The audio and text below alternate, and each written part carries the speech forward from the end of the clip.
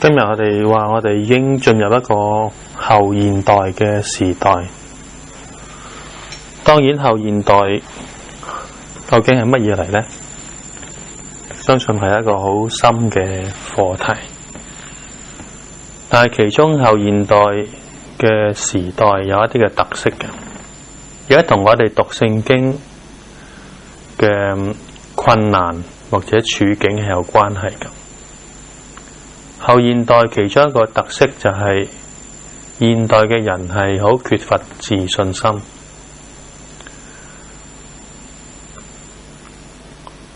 呢個原因有好多個㗎。第一，我哋經過咗20世紀，進入21世紀，我哋睇得到過往響第一、第二次世界大戰嘅裏邊，破壞咗好多我哋以為係一啲好強嘅一啲嘅概念。當然呢啲概念可能係共產黨，可能係資本主義，但係呢啲嘅概念，呢啲嘅野心都一一嘅被破滅。今日嘅共產黨剩返我哋中國，頂多可能話有類似北韓。共產黨一一嘅倒台，而資本主義亦都隨住金融嘅風暴，我哋見到人嘅貪婪，見到資本主義或者你今日講嘅民主已經不再係我哋開頭響19世紀所講嘅民主。民主其實嗰個基礎係福音，而福音整個嘅基礎可能我哋只係以為對象係好個人嘅，但係我哋覺得呢個嘅諗法係相當嘅狹窄。咩叫福音呢？我常用 ABC 去演繹。A 係 admitted， 我哋係承認我哋係一個無力自救嘅罪人。B 我哋相信 believe 耶穌死喺十字架上邊，為我為你嘅罪成為一個嘅挽回祭，彰顯咗公義同埋慈愛。C 我哋 confess 回轉歸向上帝，呢個就係福音。而民主嘅基礎係有4個，就係公義、誠實、和平同埋慈愛。所以可以當我哋今日講民主嘅時候，我哋太過狹窄，太過幼稚，我哋以為係每人一日一票，呢個就係我哋所講嘅民主。民主嘅基礎係福音。所以當我哋講 A， 我哋承認我哋係一個無力自救嘅罪人，其實呢個就係誠實。B， 我哋相信主耶穌為我哋死喺十字架上邊，呢個就係絕對嘅公義同埋慈愛。C， 我哋 confess， 我哋回轉歸向上帝，我哋就得到真正嘅平安同埋和平。呢個就係我哋所講嘅民主，而民主嘅基礎就係福音。所以點解今日嘅人失去咗自信，後現代嘅人失去咗自信？原因其實我哋唔係好明白民主。我哋以為以往好多嘅強大嘅概念，資本主義其實令到我哋好迷失。第二個令到我哋失去自信嘅原因，就係文化嘅多元。文化嘅多元令到我哋莫衷一是。雖然講起嚟百花齊放，但係其實我哋都好難去明白同埋適應多元嘅文化，帶俾我哋有唔同嘅衝擊。特別我哋喺香港，喺中國人嘅儒家嘅思想底下去成長，我哋又接受西方嘅教育，令到我哋莫衷一是。第三，近代嘅科學有對世界嘅新理解，而呢啲理解亦都會衝擊到我哋以往成長有好多嘅固有概念，所以我哋覺得，咦，我哋好似被淘汰，我哋跟唔上現代嘅科學，我哋成日話人係 out。其實呢個正正就係令到現代嘅人更加失去自信。第四，呢個社會今日係好鍾意挑戰，挑戰之風盛行，所以其實當你話你係權威嘅時候，第一個你會被挑戰。當我哋咁樣挑戰別人嘅時候，權威不在。第五，我哋要發現一樣嘢，我哋嘅成長好多時係睇書嘅，好多時係從歷史裏邊去建立我哋對事情對人物有一個嘅連續性嘅，有一個嘅次序性嘅。但係今日嘅影音媒體帶俾我哋係跳躍嘅，再唔係追求畫面嘅連續性，再唔係有次序性，再唔係有時序感喺裏邊嘅。我哋可以用一部嘅電腦跳來跳去，將嗰個畫面喺網上去睇資料嘅時候，我哋好容易得到資料，但係其實我哋冇耐心嘅，冇耐性嘅，冇一個連續性嘅。當我哋得到普片面嘅資料嘅時候，我哋以為我哋得到，所以呢個亦都對起我哋嚟講，我哋今日嘅深度其實係唔足夠嘅。我哋嘅成長以往係睇書，喺圖書館係咁樣長大嘅，但係今日係喺互聯網長大嘅。冇錯，互聯網比起我哋成長嗰個知識嘅闊度係拉闊咗嘅，但係其實亦都帶俾我哋係冇深度嘅，因為我哋嘅知識係冇連貫性嘅。第六，新嘅模式，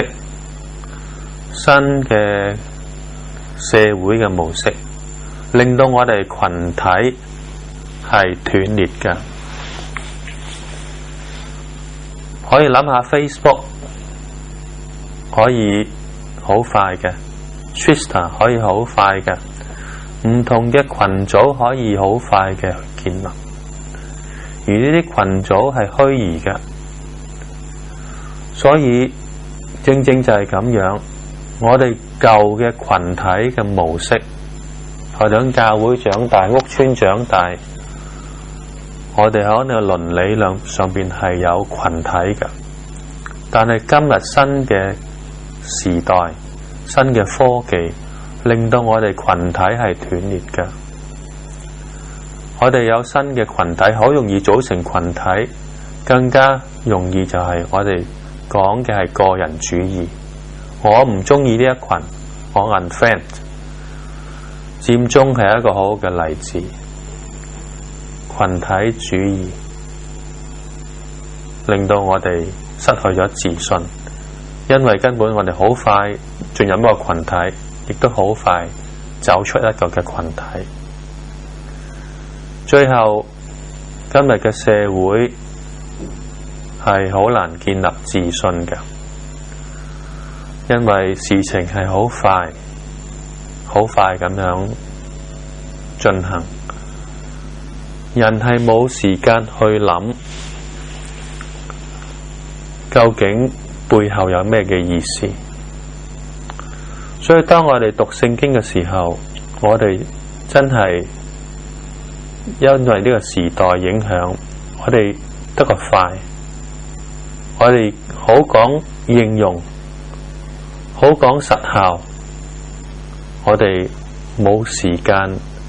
去有默想，去有咀嚼經文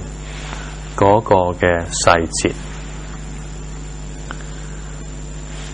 另外一個我想提出嘅就係，喺我哋今日嘅時代係冇領袖嘅。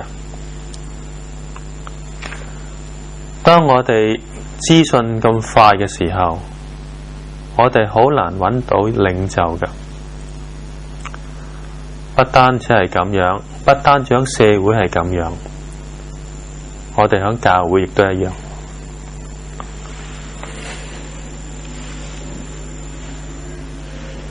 我哋好難喺呢個時代揾到一個我哋仿效嘅模式，一個嘅榜樣喺裏邊。我哋見到嘅人物係好零碎嘅，或者我哋好快就見到呢個人物嗰個負面嘅印象。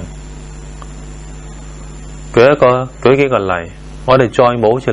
新加坡嘅李光耀咁樣，一個領袖帶領一個冇資源嘅地方，走成為一個今日一個相當有規劃嘅國家。當然我唔話新加坡好，新加坡有佢自己嘅問題，但係事後想睇下我哋自己過往3個嘅特首，董建華，唔好講佢嘅花名，但係佢俾我哋一個印象，只係一個好人，冇領袖嘅，二世祖嚟嘅，一個失敗者，只係推行佢所謂嘅儒家思想，而係建立唔到乜嘢嘅。第二個曾蔭權，佢只係話佢只係做好一份工，冇異象嘅，結果換得貪爭之名。梁振英更加天仙不足，俾傳媒揭發，好快我哋就知道好多嘅負面。我哋嘅領袖係冇真正嘅面目嘅，佢哋只會躲響電腦嘅背後。再睇睇我哋今日嘅中國，就響呢20-30年，我哋所謂嘅領袖其實係做得唔錯㗎，嚴格講係。你睇下中國呢20-30年嗰個發展，係比世界任何一個國家都好嘅。但係當我哋講到中國大陸嘅時候，我哋有咩嘅印象呢？假奶粉、地溝油，咩都可以假咁樣嘅。呢啲就係印象。我哋嘅領袖冇真面目嘅，你睇唔到佢。雖然佢哋可以去探農民過節裏邊，但係我哋睇唔到佢背後嘅性格嘅。呢啲正正就係我哋今日面對嘅時代，教會亦都一樣，我哋睇唔到有標準嘅領袖嘅，有仿效嘅模式嘅。當然呢個唔可以完全講話冇咧，但係係相當模糊嘅。好多時我哋讀聖經就係用一啲嘅標準答案，用一啲解決問題嘅答案。呢個係我哋要反思我哋讀聖經嘅方法。睇返聖經嘅時候，其實係一個好重要我哋要去思想嘅地方。聖經嘅人物其實係有支撐性嘅故事嘅，例如大衛、雅各、撒母耳、摩西，你一路數落去，其實佢哋好多時都有一個好好嘅故事嘅。佢哋有黑暗嘅一面，但係佢哋都有誠實面對自己犯錯嘅一面。呢啲係俾我哋一個好完整嘅故事咧，係成為我哋一個嘅仿效。但係今日當我哋讀呢啲嘅故事嘅時候，我哋係需要一個好完整、耐心咁樣去反覆去明白當時呢一個人面對緊嘅掙扎，內心裏邊嘅困難，佢嘅情緒，佢自己嘅難處，佢面對上帝嘅時候佢嘅等候，呢啲都係我哋需要響讀聖經有完整嘅掌握嘅。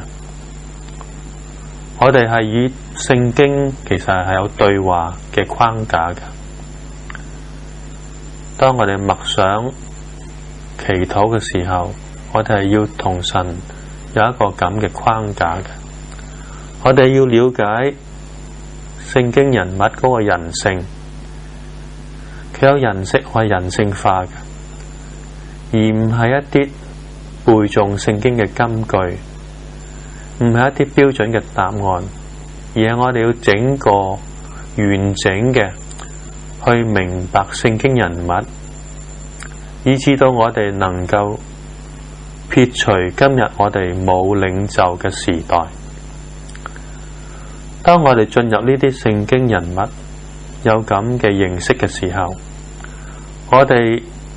就能夠喺我哋生命嘅裏邊有榜樣，有反思。佢哋行錯咗個地方，我哋可以避開。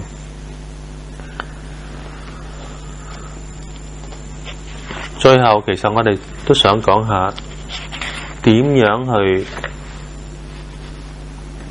讀聖經呢？當然之前我已經提及到人讀經，經讀人，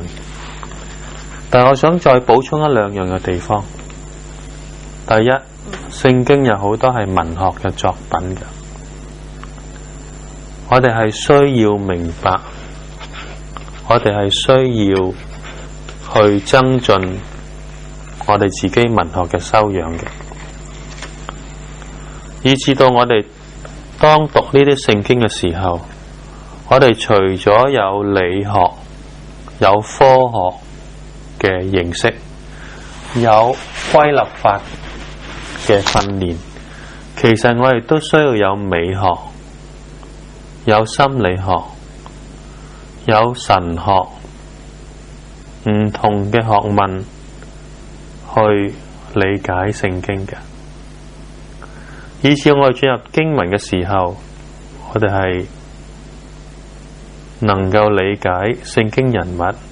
佢哋嘅生命經歷、情感、心思同埋一啲文學表達嘅手法嘅。另外，我都